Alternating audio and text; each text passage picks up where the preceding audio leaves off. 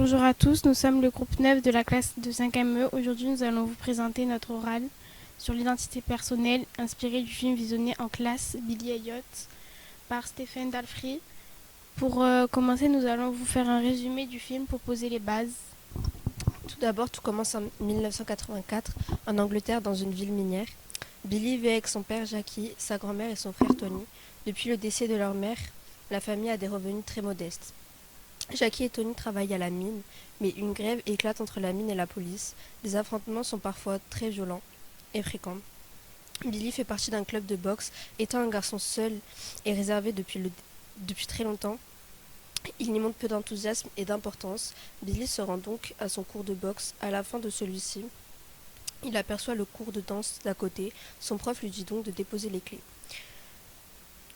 Étant intrigué par le cours, il décide donc de s'ajouter au groupe. Billy continue la danse, se développe en passion pour lui. Il la travaille en cachette. Madame Wilkinson souhaite l'inscrire à un concours. Jackie finit par l'apprendre et renie cette idée sous prétexte que la danse est un sport féminin. Jackie finit par céder. Quelques années plus tard, Billy arrive à vivre de sa passion et la pratiquer en s'assumant et sans se cacher. Cependant, le sujet reste l'identité personnelle. Rappelons qu'est-ce que c'est. L'identité personnelle s'enrichit chaque jour de différents choix faits par un individu. Ces choix modifient le cours de sa vie et chaque nouvelle expérience permet de développer de nouvelles facettes de sa personnalité. Aujourd'hui, un nouveau type d'identité émerge et prend une place de plus en plus importante.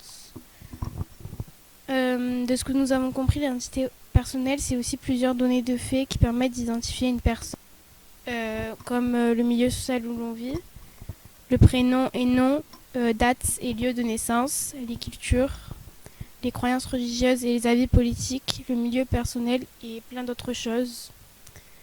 Qu'est-ce que la danse procure à Billy? Pour Billy, la danse est une forme d'évasion. Il se libère en dansant. Ceci lui permet d'oublier toutes sortes de problèmes.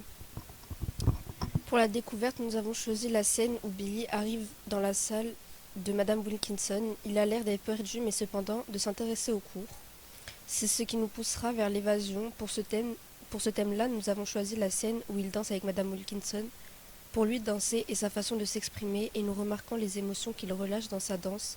Il se libère de ce mal qui l'empêche. Pour le thème de la rébellion, nous avons choisi la scène du soir de Noël.